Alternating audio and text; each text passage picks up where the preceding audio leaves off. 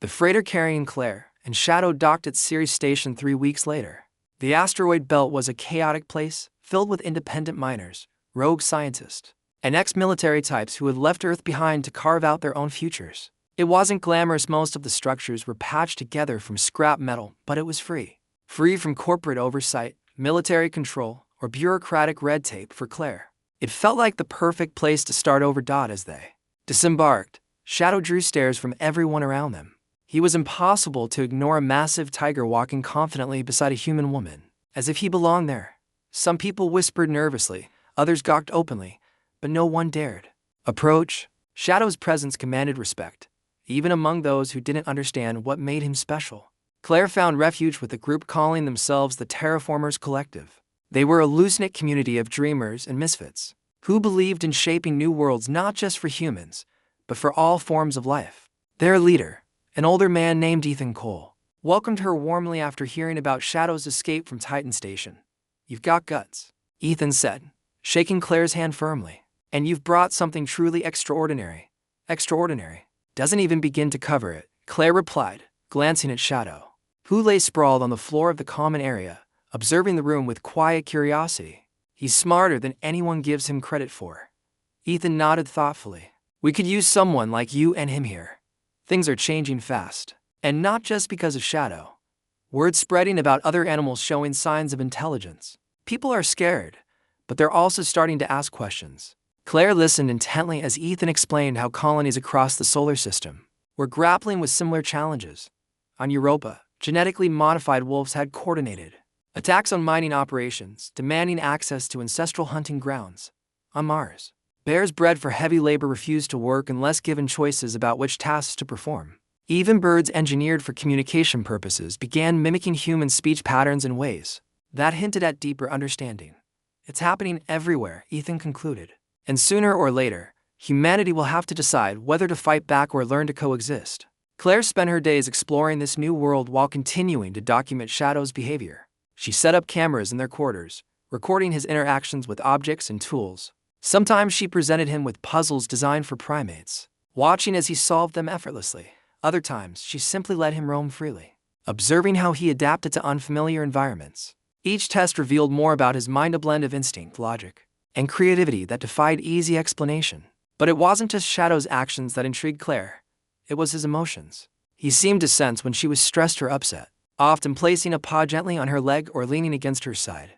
Once, when a loud argument broke out between two members of the collective, Shadow growled softly, startling everyone into silence.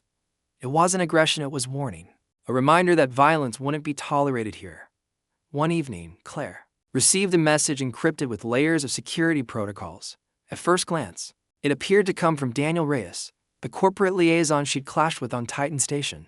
But when she decrypted it, the sender's identity shocked her.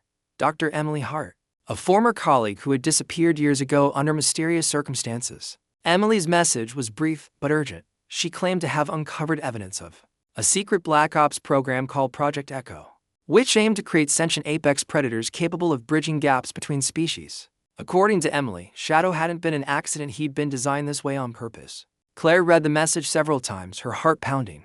If Emily was telling the truth, then Shadow's abilities weren't just the result of genetic engineering or training. Someone had intentionally created him and possibly others like him as part of a larger plan. Before Claire could respond, another message arrived. This one contained coordinates pointing to a hidden database buried deep within Titan Station's archives. Emily urged her to retrieve the files, warning that time was running out. Corporate forces were already moving to erase any trace of Project Echo. Claire hesitated. Returning to Titan Station was dangerous, especially now that she was considered a fugitive. But if Emily's claims were true, the information might hold answers to questions Claire hadn't even realized she had. And Shadow deserved to know where he came from.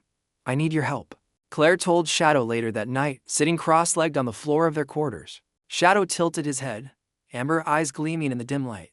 "There's something we need to find. Something important." Shadow chuffed softly, rising to his feet. Claire smiled faintly, knowing he understood even if he couldn't speak. Together, they began preparing for the journey back. The trip to Titan Station took nearly a month.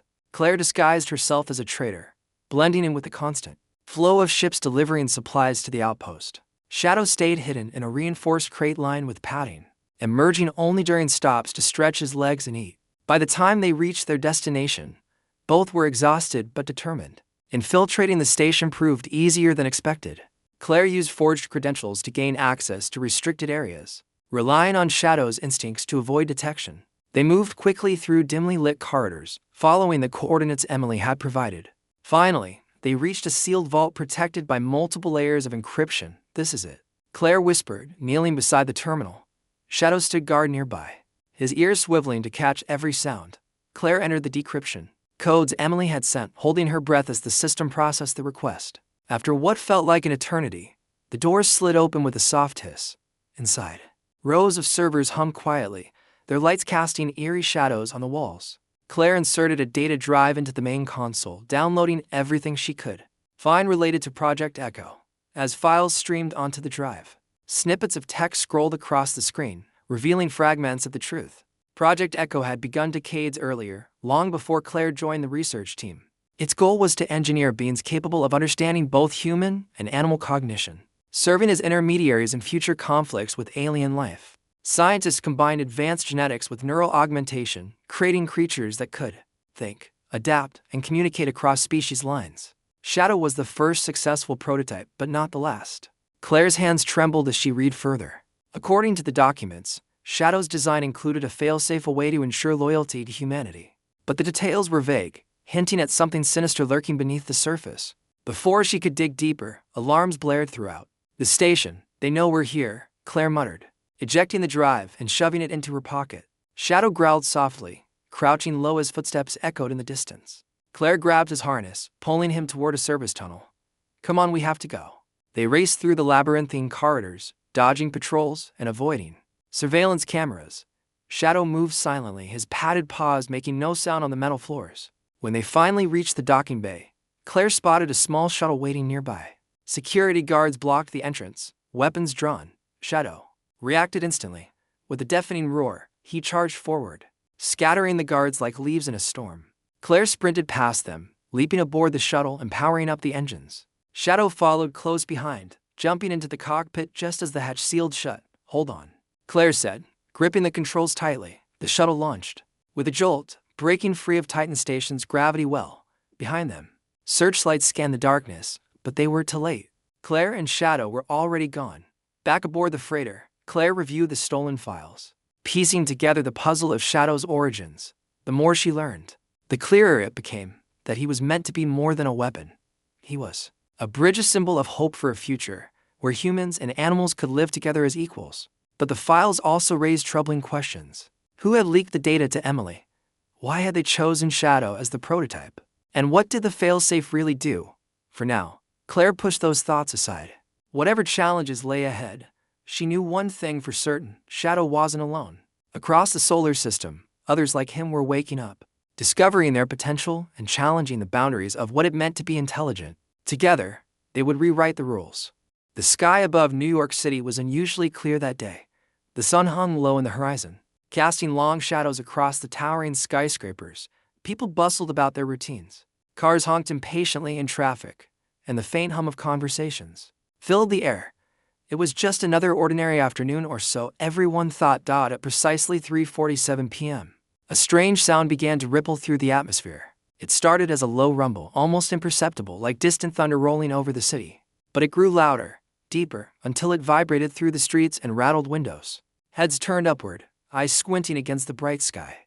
And then they saw a massive object descending slowly from the heavens. It wasn't an airplane or a satellite re-entering Earth's atmosphere. No, this was something entirely different. The craft shimmered with an otherworldly glow, its surface reflecting light in ways that defied logic. Its shape shifted constantly, as if alive, morphing between forms too complex for human minds to comprehend fully. Some witnesses described it as resembling a giant metallic jellyfish. Others compared it to a kaleidoscope spinning out of control. Whatever it was, there was no denying one thing: it wasn't made by human hands. Panic spread quickly. Phones buzzed with alerts as news outlets scrambled to cover the event. Social media exploded with videos and photos, each more surreal than the last. People froze in place, staring up at the spectacle, while others ran for cover, fearing the worst. Was this an invasion, a warning, or something else entirely? Inside a secure military facility located on the outskirts of Manhattan, Dr. Emily Carter sat hunched over her desk, poring over data on her laptop. She barely noticed the commotion outside until Captain Daniel Hayes burst into the room without knocking. His face was pale, his usually calm demeanor replaced by urgency. "Dr. Carter," he said, his voice tight, "you need to see this." Emily glanced up, startled. She pushed her glasses further up her nose and followed him to the command center. The room was already crowded with personnel, all glued to monitors displaying live footage of the alien craft. On one screen, scientists analyzed readings from radar systems. On another, linguists attempted to decode fragments of what appeared to be a transmission emanating from the ship. "What do we know?" Emily asked, her tone steady despite the chaos around her. Hayes gestured toward a technician seated nearby. "Play it again," he ordered. The room fell silent as the transmission replayed. It was garbled and disjointed, but certain words stood out clearly. Dearth, apex predator. Request meeting, apex predator. The phrase sent a chill down Emily's spine. Humans weren't exactly strangers to the concept. They used it often when describing animals at the top of food chains. Lions, sharks, eagles, all were considered apex predators in their respective ecosystems. But why would an advanced alien species care about Earth's dominant life form? And what did they mean by request meeting? "They're asking to meet our strongest, most dangerous creature," Hayes muttered, rubbing his temples. "But which one are they referring to? Us? Animals? Something else?" Emily frowned, deep in thought. As a linguist and xenobiologist, she had spent years studying how different cultures communicated and interacted with their environments. The situation was unlike anything she'd ever encountered. Yet she couldn't shake the feeling that understanding the aliens' intent was crucial. If humanity misinterpreted their message or worse, responded aggressively, the consequences could be catastrophic. "We can't jump to conclusions," she said finally. "They might not even understand the nuances of our language yet. For all we know, they're using terms loosely based on their own biology." Hayes crossed his arms, skeptical. "Even so, we can't ignore the possibility that they view us as prey or competition. What happens if they decide we're not worth negotiating with?" Emily didn't have an answer. Instead, she turned her attention back to the screens, analyzing every detail of the transmission. She noticed subtle patterns in the clicks and whistles accompanying the fragmented speech. Could these be part of their language? Were they trying to establish common ground? As the hours passed, world leaders convened emergency meetings debating how to respond. Some advocated for immediate action, suggesting everything from launching missiles to broadcasting messages of peace. Others argued for caution, urging patience. While experts like Emily worked to decipher the signal, meanwhile, the alien craft continued its slow descent, hovering now just above Central Park. Its presence loomed large, casting an eerie shadow over the city.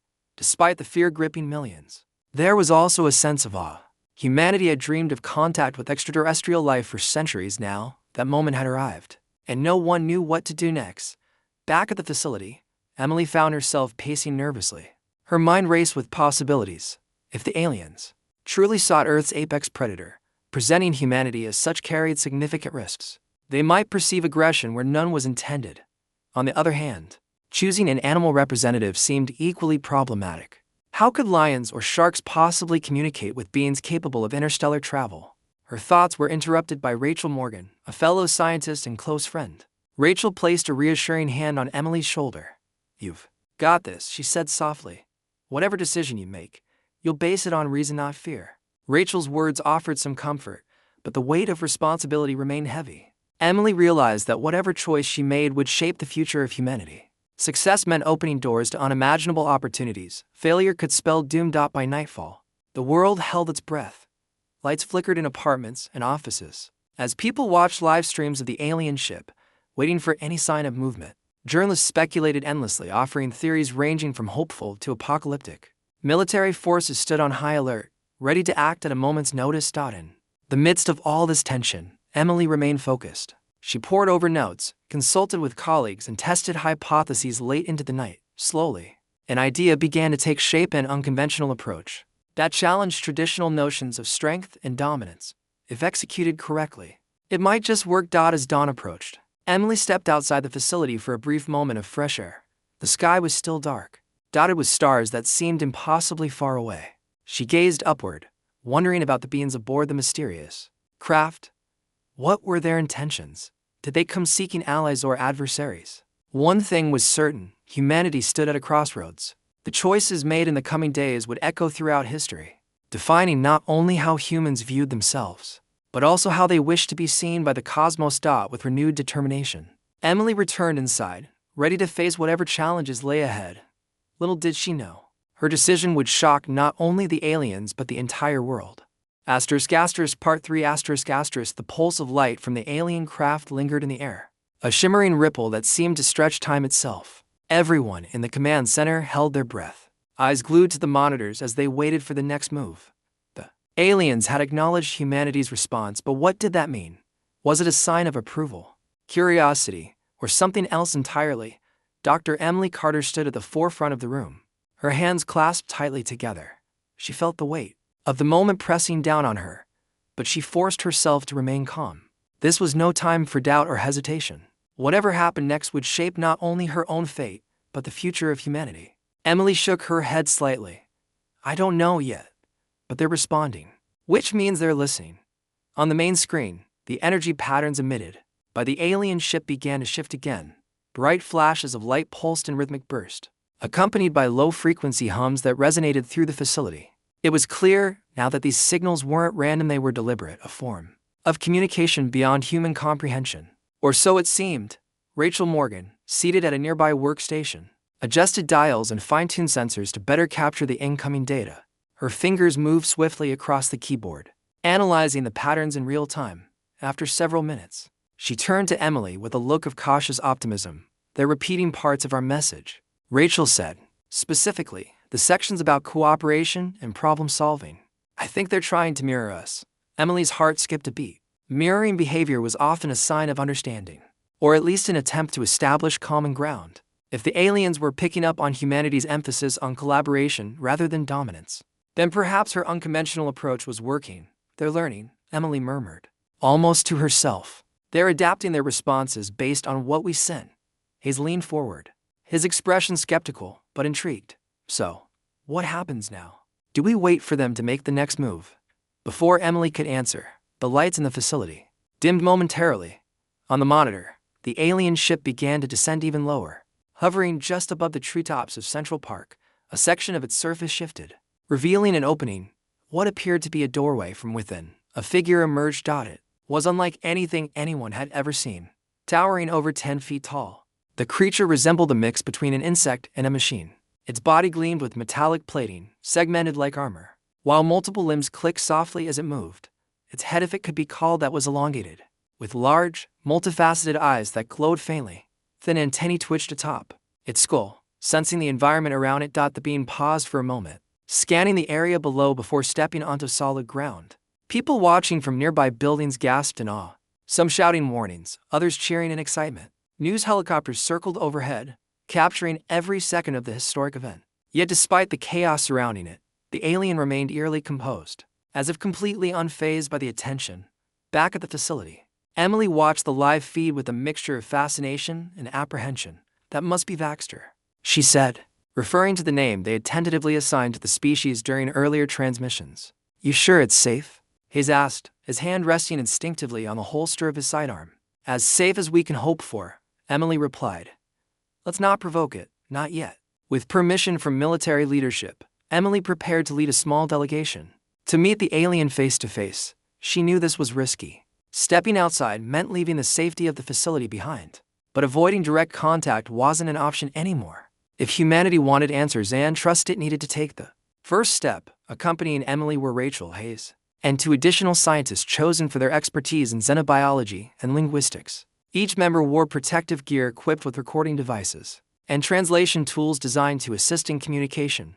As they approached Central Park, the streets were eerily quiet, cleared out by emergency protocols. Only the hum of distant generators and the occasional bark of a dog broke the silence. When they reached the designated meeting point, a wide clearing surrounded by trees, they found Vaxter waiting patiently. Up close, the creature was even more imposing. Its movements were fluid yet mechanical, each step calculated and precise. Despite its intimidating appearance, there was something almost serene about its presence, as if it carried centuries of wisdom within its metallic frame. Emily stepped forward cautiously, raising one hand in what she hoped was a universal gesture of peace. Hello, she said slowly, her voice steady despite the adrenaline coursing through her veins. "We are humans. We come in peace." Baxter tilted, its head slightly, studying her with those glowing, multifaceted eyes. Then, using one of its many limbs, it extended a claw-like appendage toward her.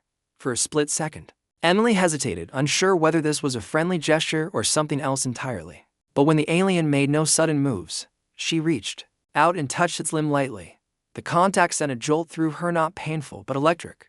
Like static electricity amplified 1,000 times. Images flashed in her mind, swirling galaxies, strange landscapes, towering structures unlike anything on Earth. It was overwhelming. But she managed to stay grounded, focusing on the task at hand. Through her translator device, fragmented words began to emerge. "You speak. Apex Predator." Emily swallowed hard, realizing the moment of truth had arrived. She glanced briefly at Hayes and Rachel, who nodded encouragingly, taking a deep breath. She responded carefully. "We understand your question," she said, "but we need clarification." "What do you mean by Apex Predator? Are you asking about strength, intelligence, or something else?" Baxter's antennae twitched, processing her words. For a long moment, it didn't respond. Then, through clicks and whistles translated into broken English, it replied, "Dominance, power, hierarchy." The answer sent a chill down Emily's spine. It confirmed her earlier suspicions. The aliens were testing humanity, probing its values and priorities. They wanted to see how humans define greatness and whether those definitions align with their own. "This is it," Rachel whispered beside her. "Time to decide." Emily nodded, steeling herself for what came next. She had rehearsed this conversation countless times in her head, weighing the pros and cons of each possible response. Now, standing face to face with an extraterrestrial being, she understood the gravity of her decision more than ever. "We are not defined solely by strength or aggression," Emily began, choosing her words carefully. "Humans have the ability to create, to build, to imagine new possibilities. Our strength lies in our capacity to work together, to solve problems, and to adapt to change." As she spoke, Baxter observed her intently, its glowing eyes flickering, with subtle shifts in color. Whether it understood her fully remained unclear. But the alien didn't interrupt. Encouraged, Emily continued, "We value knowledge and compassion. We strive to protect our planet and all living things. And while we are imperfect, we are constantly learning and growing. That is what makes us unique." For a moment, there was silence. The entire delegation held their breath, waiting for Baxter's reaction. Finally, the alien raised one of its limbs and mimicked a gesture Emily had used earlier, the universal sign of peace. Then, through the translator, it responded, "Clarify. Self." Emily blinked, surprised by the request. "Self," she repeated, glancing at Rachel for confirmation. Rachel nodded. "It wants to know more about *U*, about who you are." Personally, realization dawned on Emily. By presenting humanity as creators rather than conquerors, she had inadvertently placed herself at the center of the dialogue. To the aliens, she represented not just a species but an individual, a living example of the qualities she claimed define humanity. Taking another deep breath, Emily stepped forward once more. "My name is Emily Carter. I am a scientist, dedicated to understanding life in all its forms. I believe in the power of communication, of finding common ground even when differences seem insurmountable. And I believe that through cooperation, we can achieve great things." Baxter's antennae twitched again, as if processing her words. Then, unexpectedly, it extended its limb toward her once more. This time, Emily didn't hesitate. She reached out and grasped it firmly, feeling another surge of images flood her mind. This time, however, the visions were clearer. Humans building cities, exploring space, curing diseases, creating art. It was as if Baxter was beginning to see humanity not as a threat, but as a potential ally. When the connection broke, the alien stepped back slightly, its posture shifting in a way that suggested contemplation. Without another word, it turned and began walking back toward its ship. The delegation exchanged nervous glances, unsure whether the meeting had gone well or disastrously wrong. As Baxter disappeared inside the vessel, the craft's surface sealed shut once more. For several long minutes, nothing happened. Then, with a soft hum, it ascended into the sky, vanishing into the clouds. "Well," Hayes said finally, breaking the stunned silence. "That was something." Emily exhaled deeply, her legs trembling beneath her. "It's not over," she said softly. "Whatever they decide next will depend on how they interpreted what we said today." Rachel placed a reassuring hand on her shoulder. "You did everything you could, more than anyone else."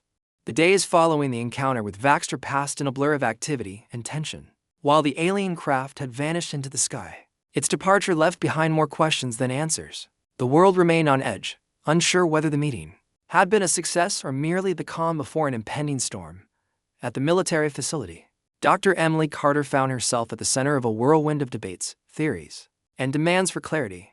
Inside the command center, the atmosphere was charged with conflicting emotions. Some members of the team were optimistic, convinced that Emily's choice to highlight humanity's creativity and cooperation had struck a chord with the aliens. Others, however, were skeptical, fearing that presenting humans as anything less than dominant predators might have signaled weakness. Captain Daniel Hayes, ever the pragmatist, oscillated between these two extremes, torn between hope and caution. "We need to prepare for every possibility," Hayes said during one of the daily strategy meetings. "If they come back, and they will, we need to be ready." Emily nodded, though her mind was elsewhere. She replayed the encounter with Vaxter over and over in her head, analyzing every word, every gesture, every flicker of light from its multifaceted eyes. Something about the alien's demeanor suggested curiosity rather than hostility, but she couldn't shake the feeling that there was more to its intentions than met the eye. The question it had asked, clarify, self, lingered in her thoughts. Why had Vaxter singled her out? What did it see in her response? Emily hesitated, then sighed. "I keep thinking about what I said to Vaxter. Was it enough? Did I represent us correctly? Or did I make a mistake by focusing so much on cooperation instead of strength?" Rachel placed a reassuring hand on her shoulder. "You did exactly what you set out to do. You showed them who we are, not just what we can destroy. That takes courage, especially when everyone else is screaming for dominance." "But courage doesn't always win wars," Emily replied, her voice tinged with doubt. "What if they decide we're too weak to be worth their time? Or worse, what if they think we're lying?"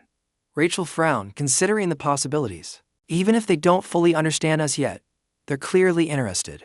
They didn't leave immediately after your answer. They stayed to observe, to process. That has to mean something."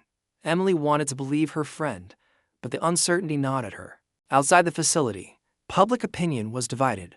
News outlets continued to speculate wildly, amplifying both fear and fascination. Protesters gathered in major cities, some demanding that humanity arm itself against potential threats, others urging global unity and peaceful dialogue. Social media platforms buzzed with hashtags like #ApexPredatorTruth and #HumanITYSAnswer, each side arguing passionately for their interpretation of events. Meanwhile, world leaders convened emergency summits, grappling with how to respond to the alien visit. Military officials pushed for increased defense measures, insisting that preparation was key to survival. Scientists and diplomats advocated for patience, urging governments to focus on understanding rather than retaliation. Caught in the middle were ordinary citizens, many of whom felt powerless in the face of forces beyond their control. Back at the facility, the technical team worked tirelessly to analyze data collected during the encounter. Every pulse of energy, every click and whistle emitted by Vaxter's ship was scrutinized for hidden meanings. Linguists collaborated with engineers to refine translation algorithms, hoping to decode more of the alien language. Progress was slow, but incremental breakthroughs kept morale alive. One afternoon, a breakthrough came unexpectedly. A young technician named Kevin spotted a repeating pattern embedded within the energy signals transmitted by the alien craft. It wasn't part of the original message. Instead, it seemed to function almost like a signature, a unique identifier tied to Vaxter itself. "This could be their version of a name," Kevin explained excitedly, pointing to the waveform displayed on his monitor. "Or maybe even a rank or title. Either way, it gives us a starting point for deeper communication." Emily joined him, peering at the screen with growing interest. "If this is personal to Vaxter, it might help us build trust. Knowing someone's identity, even symbolically, is a powerful step toward connection." Encouraged by the discovery, the team began crafting a follow-up message designed to acknowledge Vaxter. Specifically, using the newly identified pattern as a foundation, they layered in additional elements meant to convey respect and curiosity. The goal was simple: let the aliens know that humanity valued their presence and sought mutual understanding.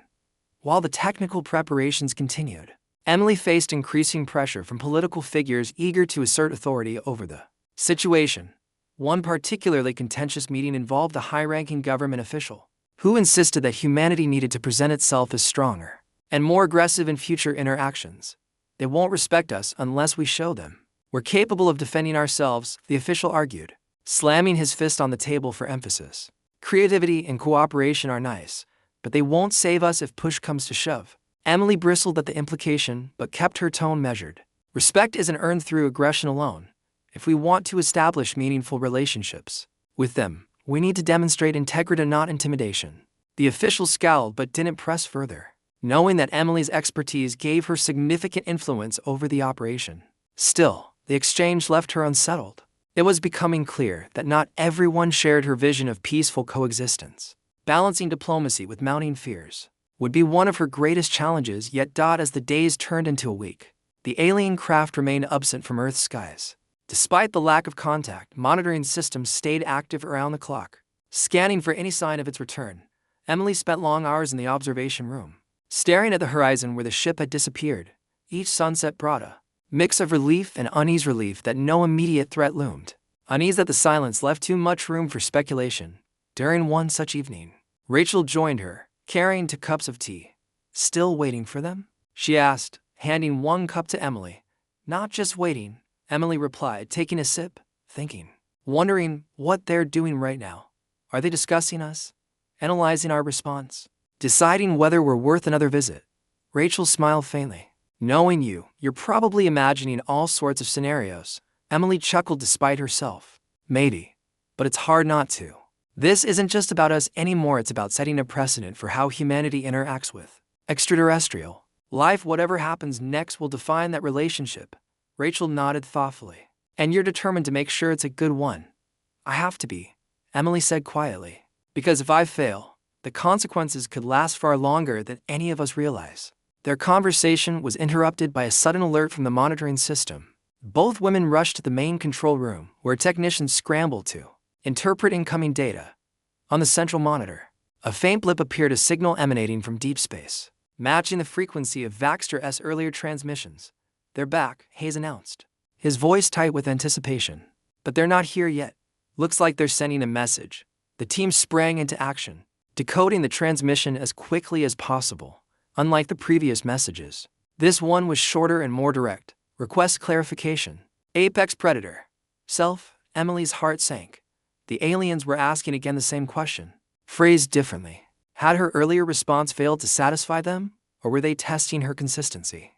"They're giving us another chance," Rachel said, reading the concern on Emily's face. "That's a good sign, right?" "It depends on how we respond," Emily replied. "If we change our answer now, they'll see it as indecision or worse, dishonesty. We have to stay true to what we said before." Hayes stepped forward, his expression serious. "Then we stick to the plan. No matter what anyone else thinks, we present ourselves the same way you did last time. Humanity's strength lies in its ability to adapt, create, and cooperate, period." The decision bolstered Emily's resolve. With renewed determination, she led the effort to craft a second response, building on the groundwork laid during the first encounter. This time, however, they included references to Vaxter's unique identifier, emphasizing recognition and respect. The final message was sent into the void, carried by waves of energy designed to mimic the aliens' own communication style. For hours, the facility waited anxiously for a reply. When none came, frustration began to creep in. Had they misjudged the aliens' expectations? Were they too late to salvage the fragile connection, just as doubts reached their peak? The signal returned, stronger this time, accompanied by a burst of light visible even from Earth's surface. The craft reappeared above Central Park, descending slowly as if to confirm its rival. Once again, Vaxter emerged, its metallic form gleaming under the fading sunlight. This time, however, the alien moved with purpose. It approached the delegation without hesitation, stopping only a few feet away from Emily. Its antennae twitched, and its glowing eyes locked onto hers. Through the translator device, fragmented words emerged. "Acceptable. Continue." A wave of relief washed over Emily, followed by a surge of pride. The days that followed Vaxter's second visit felt like a strange mix of calm and chaos. On one hand, the alien's acknowledgement, "Acceptable. Continue," had given humanity a glimmer of hope. It suggested that the path Emily had chosen, emphasizing cooperation and creativity over brute strength, might actually work. On the other hand, the ambiguity of the message left room for doubt. What exactly did continue mean? Were the aliens merely tolerating humanity? Or did they see potential in this fragile species? Inside the military facility, the team worked tirelessly to prepare for whatever came next. Dr. Emily Carter found herself at the center of everything, not just as a scientist, but as a leader. Her unconventional approach had earned her both praise and criticism, and she was acutely aware of the weight resting on her shoulders. Each decision she made could shape the future of humanity and possibly its survival. Captain Daniel Hayes remained her steadfast ally, though his cautious nature often clashed with Emily's optimism. "We can't afford to get complacent," he reminded her during one of their late-night strategy sessions. "Just because they said acceptable doesn't mean we're safe. We need to stay ready for anything." "I know," Emily replied, rubbing her temples. The stress was beginning to show. Dark circles framed her eyes, and her voice carried a hint of exhaustion.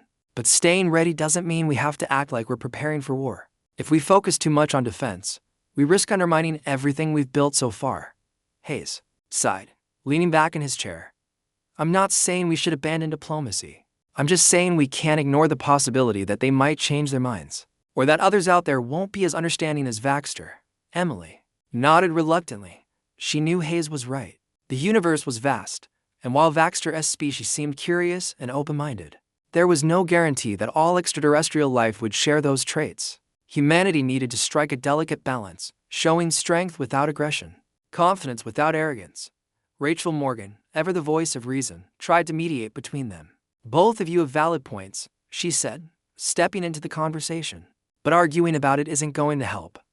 What we need is a plan, a clear strategy for how to handle the next interaction, whether it's with Baxter or someone else entirely." With Rachel's guidance, the team began drafting a comprehensive plan. They divided responsibilities among themselves, ensuring that every angle was covered. Linguists refined translation algorithms, engineers tested new communication devices, and military personnel developed contingency plans in case things went wrong.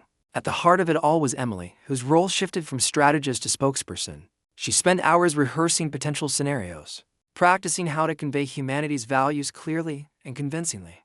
Outside the facility, public interest in the alien encounter showed no signs of waning. News outlets continued to dominate headlines, with updates real or speculative about the situation.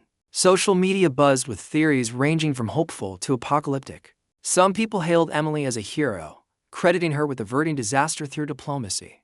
Others accused her of naivety, claiming that humanity's survival depended on proving dominance rather than cooperation. The backlash weighed heavily on Emily, though she tried not to let it show. She understood that fear often bred hostility, and many people were simply afraid of the unknown. Still, the constant scrutiny made her question herself more than ever. Was she doing the right thing? Could she really represent an entire species? One evening, after another long day of meetings and planning, Emily stepped outside the facility for some fresh air. The night sky stretched endlessly above her, dotted with stars that seemed impossibly far away. As she gazed upward, she couldn't help but wonder what else was out there. Baxter's species was only the beginning. The universe likely teemed with countless civilizations, each with its own values, goals, and challenges. Her thoughts were interrupted by Rachel, who approached quietly and handed her a cup of coffee. "You look like you could use this," Rachel said with a small smile. Rachel nodded, joining her under the stars. "It's a lot to carry, isn't it? Everyone looking to you for answers, expecting you to know exactly what to do."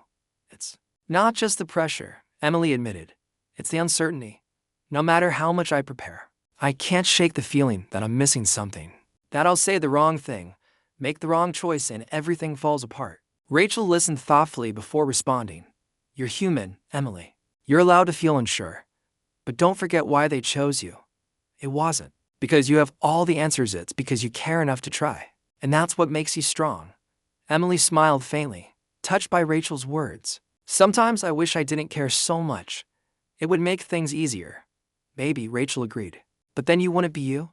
And honestly, I think the aliens recognized that. They didn't ask for Earth's apex predator, they asked for someone willing to redefine what strength means. The reminder gave Emily a renewed sense of purpose.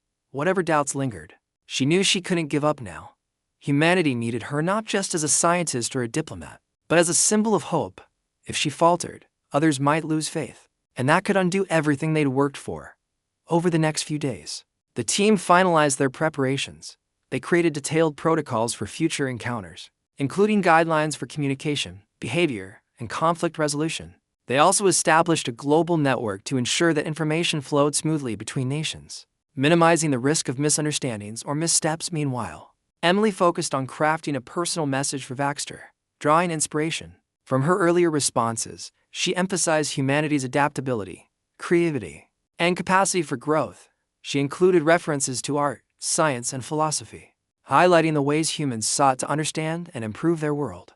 Most importantly, she reiterated her belief that true strength lay not in domination, but in connection. When the message was complete, Emily reviewed it one last time, making sure every word conveyed sincerity and respect. Satisfied, she handed it over to the technical team, who encoded it into a signal designed to mimic the aliens' energy patterns. As the transmission was sent into space, the facility fell silent, everyone holding their breath. Hours passed with no response. The waiting was agonizing, each minute stretching longer than the last. Just when frustration began to creep in, the monitoring system detected a faint pulse of reply. The team sprang into action, decoding the message as quickly as possible. To their relief, it was brief but clear. Acknowledged. Await further contact. Though the message offered little detail, its tone was encouraging. The aliens weren't rejecting humanity. They were simply taking their time for now. That was enough. As the days turned into weeks, life at the facility settled into a rhythm of anticipation and preparation. Emily threw herself into her work, using the downtime to refine strategies and deepen her understanding of alien culture. She pored over data collected during previous encounters, searching for patterns or insights that might prove useful later. Her dedication inspired others, and soon the entire team was operating with a renewed sense of focus. Public opinion, however, remained divided. While some people embraced the idea of peaceful coexistence, others grew restless, demanding immediate action. Protests erupted in major cities, with demonstrators calling for either increased militarization or complete transparency. World leaders struggled to maintain order, caught between competing interests and ideologies. Amid the chaos, Emily received an unexpected visitor, a young journalist named Sarah Bennett. Known for her investigative reporting, Sarah had been following the aliens' story closely and had managed to secure an interview with Emily. Though wary of media attention, Emily agreed to meet her, hoping to clarify misconceptions and reassure the public. The interview took place in a quiet corner of the facility, away from prying eyes. Sarah wasted no time getting to the point. Dr. Carter, many people are questioning your approach. Some say you're too soft, that you're putting humanity at risk by prioritizing diplomacy over defense. How do you respond to that? Emily took a deep breath, choosing her words carefully. I understand why people feel afraid. This is uncharted territory, and fear is natural. But I believe that aggression breeds aggression, and peace requires courage. By presenting ourselves as creators rather than conquerors, we're showing the aliens and ourselves that humanity is capable of more than destruction. Sarah nodded, scribbling notes. Do you think they'll accept that? Or are we just delaying the inevitable? I don't know, Emily admitted. But I do know this: if we give up on trying to connect, we've already lost. Fear shouldn't dictate our actions. Hope should. The interview ended on a reflective note, with Sarah promising to present Emily's perspective fairly. When it aired, the response was mixed. Some viewers were moved by Emily's conviction, others dismissed her as idealistic. Despite the varied reactions, one thing became clear: Emily's message resonated with those who shared her belief in the power of connection. As weeks turned into months, the alien craft remained absent from Earth's skies. Monitoring systems stayed active, scanning for any sign of its return. Though the lack of contact was frustrating, Emily refused to lose faith. She knew that patience w. The glowing object in Emily Carter's hands pulsed faintly, its energy radiating warmth that spread through her fingers and upper arms. It was unlike anything she had ever seen. A smooth, egg-shaped device covered in intricate patterns that shifted and shimmered like liquid light. The surface seemed alive, responding to her touch as if it could sense her presence. Despite its beauty, the weight of what it represented pressed down on her. This wasn't just a gift, it was a test. Baxter stood silently before her, its multifaceted eyes glowing softly as it observed her reaction. Its posture was relaxed, almost patient, but there was an undeniable intensity in its gaze. Through the translator device clipped to Emily's belt, fragmented words emerged once more. Solve, demonstrate. Emily swallowed hard, her mind racing. What did the aliens want her to do? Was this some kind of puzzle? A riddle meant to gauge humanity's intelligence? Or was it something deeper, a challenge designed to reveal how humans approach problems, work together, and adapted under pressure? Captain Daniel Hayes stepped forward cautiously, his hand resting on the holster of his sidearm. What is that thing? He asked, his voice low but tense. I don't know yet, Emily replied, turning the object over in her hands, but I think it's part of their evaluation. They're testing us to see if we can figure it out. Rachel Morgan joined them, her eyes wide with curiosity. It's beautiful, she murmured, leaning closer to examine the pulsing patterns. Almost hypnotic. Do you think it's dangerous? Not intentionally, Emily said, though uncertainty lingered in her tone. If they wanted to harm us, they've had plenty of chances. This feels more like an opportunity, because actions speak louder than words. Emily answered firmly. They've heard our explanations, but now they want to see proof. This isn't just about what we say, it's about what we do. Her words silenced the group momentarily, each person processing the implications. If Emily was right, then humanity's future depended not only on solving the puzzle, but also on demonstrating qualities like teamwork, creativity, and resilience. Failure wouldn't just mean losing the aliens' respect. It could jeopardize any chance of peaceful coexistence. Back at the facility, the team gathered around Emily as she placed the glowing object on a table in the center of the command room. Monitors flickered to life, displaying data streams and analysis tools ready to assist in deciphering its secrets. Technicians adjusted sensors and cameras, capturing every detail of the device's behavior. For now, all they could do was observe and speculate. This thing is incredible, one of the scientists whispered, pointing to the shifting patterns. It's like it's alive, reacting to stimuli, maybe even learning. Emily nodded, her brow furrowed in concentration. We need to figure out how it works. Does anyone notice anything unusual? Any repeating sequences or changes when we interact with it? The room buzzed with activity as everyone pitched in, offering observations and theories. Someone suggested that the patterns might correspond to mathematical formulas, while another proposed they could represent musical notes. Rachel noticed that the pulsing rhythm seemed to align with human heartbeats, sparking a debate about whether the device was designed to mimic biological processes. Hours passed, and frustration began to creep in. Despite their best efforts, no one could unlock the object's purpose. It remained stubbornly enigmatic, its glow steady but unyielding. Just as doubts started to take hold, Kevin, the young technician who had identified Vaxter as unique identifier, spoke up. Wait a second, he said, pointing to a series of faint vibrations emanating from the device. These aren't random. They match the energy signatures we detected during the aliens' transmissions. Maybe it's trying to communicate with us. Emily's eyes lit up. That makes sense. If this is part of their test, they wouldn't expect us to solve it alone. They'd want us to use the same methods we used before, mirroring their communication style. With renewed focus, the team set to work replicating the energy patterns. Using modified equipment, they generated pulses of light and sound synchronized with the device's vibrations. At first, nothing happened, but after several attempts, the object responded. Its glow intensified, and the shifting patterns accelerated, forming shapes that resembled constellations. It's reacting, Rachel exclaimed, excitement bubbling in her voice. We're getting somewhere, encouraged by the progress. Emily instructed the team to continue refining their approach. Over the next few hours, they experimented with different combinations of signals, gradually piecing together a rudimentary form of interaction. The device didn't provide clear answers, but it offered hints, subtle shifts in color and movement that hinted at underlying logic. As dawn broke outside the facility, the team finally made a breakthrough. One of the technicians noticed that the patterns aligned with global coordinates, pinpointing specific locations across Earth. When mapped out, these points formed a network connecting major cities, natural landmarks, and scientific research hubs. It was as if the device was highlighting key aspects of human civilization. What does it mean? Hayes asked, staring at the map displayed on the main monitor. Is it showing us where they'll strike next? No, Emily replied, shaking her head. I don't think so.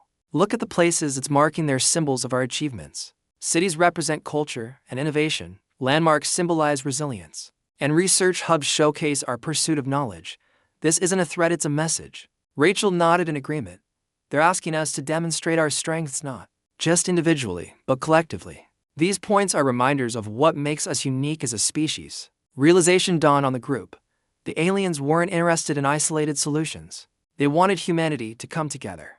Solving the puzzle required collaboration on a global scale, drawing expertise and resources from every corner of the planet. It was a monumental task, but also an opportunity to showcase unity and ingenuity. Over the following days, the team coordinated with governments, institutions, and organizations worldwide. Scientists, engineers, artists, and philosophers were brought into the fold, each contributing their unique perspectives. Data poured in from satellites, laboratories, and field studies, feeding into a centralized database designed to analyze the device's behavior. Emily became the linchpin of the operation, guiding efforts and ensuring that everyone stayed focused on the bigger picture. She held daily briefings, sharing updates and addressing concerns. Her calm demeanor and unwavering determination inspired others, reminding them why they were doing this not just for themselves, but for future generations. Public interest reached new heights as news of the global effort spread. Social media platforms buzzed with hashtags like #HumanITYSChallenge and #TogetherWeRise, uniting people in ways no one had anticipated. Even skeptics who had criticized Emily's earlier decisions found themselves drawn in, captivated by the shared goal of proving humanity's worth. Despite the widespread support, challenges remained. Technical glitches, miscommunications, and conflicting priorities threatened to derail progress at every turn, but each obstacle only strengthened the team's resolve. They adapted, improvised, and pushed forward, driven by the belief that failure wasn't an option. One evening, as the team reviewed the latest findings, Kevin made another startling discovery. The device's energy patterns overlapped with real-time environmental data, revealing correlations between human activity and planetary health.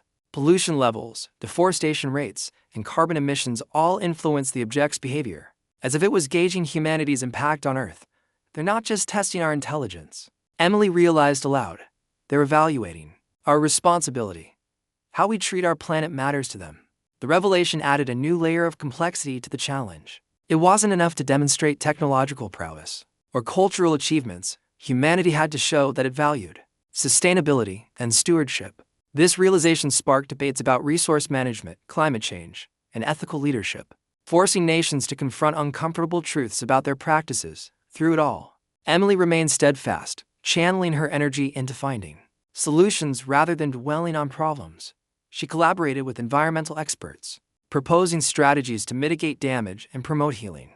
Her efforts earned praise from activists and policymakers alike, further solidifying her role as a unifying figure. Finally, after weeks of relentless work, the team believed they had cracked the code. By combining insights from science, art, philosophy, and ecology, they crafted a comprehensive response designed to satisfy the aliens' expectations. The glowing object served as both a guide and a canvas, allowing humanity to present its case in vivid detail. On the day of the presentation, the facility buzzed with nervous energy. Emily stood at the forefront of the delegation, flanked by colleagues who had become like family. Together, they activated the final sequence, sending waves of synchronized energy toward the alien craft hovering above Central Park. For a moment, nothing happened. Then, the ship pulsed with light, matching the rhythm of the transmission. A holographic projection emerged, surrounding the group with images of Earth, its landscapes, cities, and people, all interconnected by threads of light. Through the translator device, VAXed,